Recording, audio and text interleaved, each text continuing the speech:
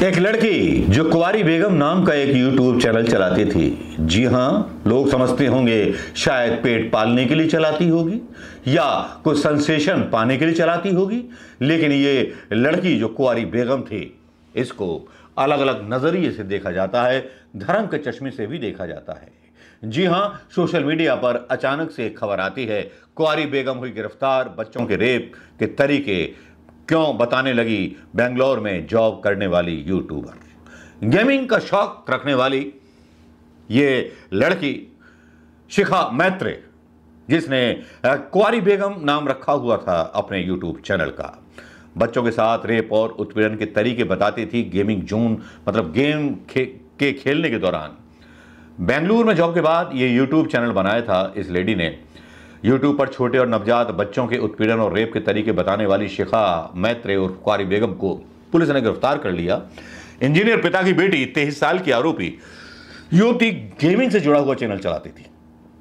पहले तो यह है कि यूट्यूब एक और ये सोशल मीडिया का जो बुखार चढ़ा है हमारे युवाओं में नहीं, मतलब हर वर्ग के लोगों को जैसे एक बुखार चढ़ा हुआ है अपना टैलेंट दिखाने का। मुझे भी है, आपको भी है, मैं भी कभी कभी मजे लेता हूं इंस्टाग्राम पर एक्टिंग करके। होना भी चाहिए, जिनके पास टैलेंट है उनको टैलेंट दिखाना चाहिए, जरूरी भी है। लेकिन टैलेंट में ऐसा ना हो कि आप अपनी नंगी तस्वीरें पोस्ट करें, आप महिला होने के नाते लोगों को उकसाएं, आप ऐसे क्राइम करने के तरीके बताएं। यह भी ना हो आप डॉक्टर हैं तो गलत तरीके से इलाज के तरीके बताएं, तो ये तो गलत है। या आप सट्टा मार्केट में सट्टा लगाने की स्कीम बताएं, तो ये सारी चीजें क्राइम के दायरे में आती हैं। भूल कर भी ऐसा ना करें दोस्तों, और अपने बच्चों पर भी नजर रखें।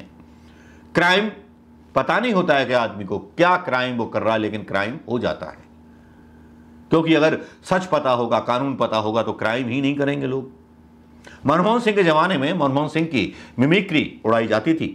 शेखर सुमन को आपने राष्ट्रीय चैनलों पर उनकी मिमिक्री उड़ाते हुए देखा होगा, लेकिन आज के जमाने में कोई प्रधानमंत्री मोदी की मिमिक्री करके तो दिखाए, घर पर पुलिस आ जाती है। तो ये सोशल मीडिया की दुनिया बड़ी नाजुक है, इस पर सोच समझ करके वीडियो डालने चाहिए। लेकिन इस युवती ने 23 साल की युवती जो NIFT दिल्ली से पास आउट होने के बाद बेंगलुरु में जॉब कर चुकी है और अब भी एक बड़ी एजेंसी के साथ जुड़ी हुई है। NIFT मतलब एक फैशन डिजाइनर का बहुत बड़ा एक रुतबा रखने वाला कॉलेज है, जहां से इसने पास आउट किया शिखा मैत्रे ने। और ऐसी उम्मीद नहीं थी।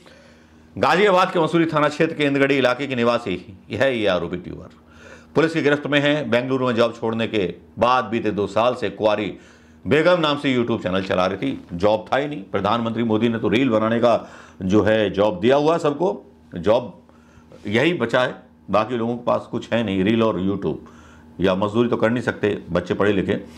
पुलिस की गिरफ्त में आने के बाद शिखा ने खुद को बेकसूर बताया कि उसके चैनल के वीडियो से छेड़छाड़ की गई है।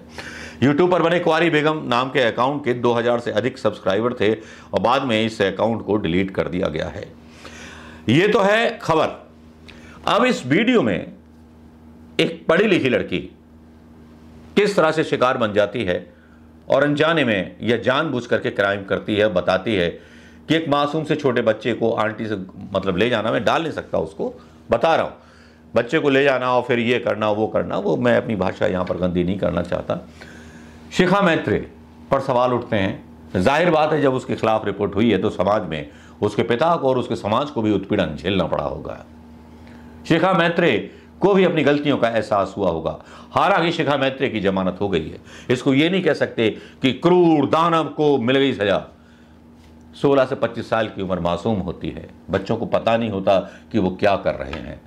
अगर बच्चों को यह पता होता तो प्रधानमंत्री मोदी की रैलियों में भीड़ न जाती, प्रधानमंत्री मोदी के बातों पर आंख बंद करके यकीन न करती वो युवाओं की भीड़ जिन्होंने कभी सपना 2 करोड़ रोजगार का दिखाया था।